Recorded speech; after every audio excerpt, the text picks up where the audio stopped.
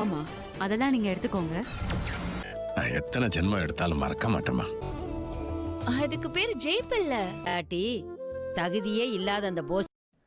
இன்றைக்கி சின்ன மருமகள் சேனலில் ஒரு சின்ன சர்ப்ரைஸ் இருக்குது. எல்லாரும் வந்து ரொம்ப நாளாக அருன்னு அறுத்துட்டு இருந்தாங்களே அப்படின்னு சொல்லி யோசிச்சுட்டு இருந்திருப்பீங்க கல்யாணத்தை காட்டி.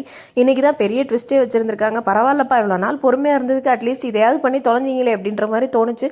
காவியாவுக்கும் இவங்களுக்கும் கல்யாணம் பண்ணி வைக்கிறப்ப நானே யோசித்தேன், என்னடா அது இப்படிலாம் எம்எல்ஏ பொண்ணை வந்து இப்படி ஒரு பாடாதி ஆளுன்னு தெரிஞ்சும் கல்யாணம் பண்ணி வைக்கிறாங்களேன்ட்டு. கடைசியில் காவியா தாலி கட்டின உடனே என்ன பண்ணிட்டாங்கன்னா, நான் வந்து எல்லா நகையையும் வந்து எங்கள் பேரண்ட்ஸ் கிட்ட தான் கொடுக்க போகிறேன், எனக்கா எப்போ வேணும்னு சொல்லி எனக்கா தோணுதோ அன்றைக்கி நான் கேட்பேன், கொண்டு வந்துட்டாங்கன்னு சொல்லி கார்லேருந்து ஜுவல்லிலேருந்து அவங்களுக்கு போட்ட எல்லாத்தையுமே ப்ளஸ் அவங்களுக்கு கொண்டு வந்த 25 லட்ச ரூபாய் பணம்னு ஒரு போட்டு தேங்காய் கூட இங்கே இருக்கக்கூடாதுன்னு எல்லாத்தையுமே திருப்பி அனுப்பிச்சி விட்டுறாங்க.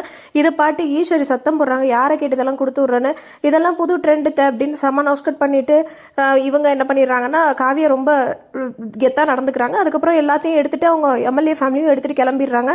அதுக்கப்புறம் ராஜாங்கம் என்ன பண்ணுறாரு, தமிழை கூப்பிட்டு ரொம்ப நன்றி சொல்லறிய, உயிரை காப்பாற்றுறதுக்கு உனக்கு தாம்மா அது, எனக்கு இன்னொரு தாய்மறிமா நீ இப்படின்னு சொல்லி சென்டிமெண்டலாக பேசிகிட்டு இருக்கிறாரு. அப்புறம் பார்த்தீங்கன்னா சாவித்திரியும் தாமரையும் போய் ஈஸ்வரியும் அவங்க பொண்ணையும் போய் வம்பிழுத்துட்டு இருக்காங்க, நல்லா கிண்டல் பண்ணுறாங்க, வந்த நகை எல்லாமே போச்சு அப்படின்னு சொல்லிட்டு.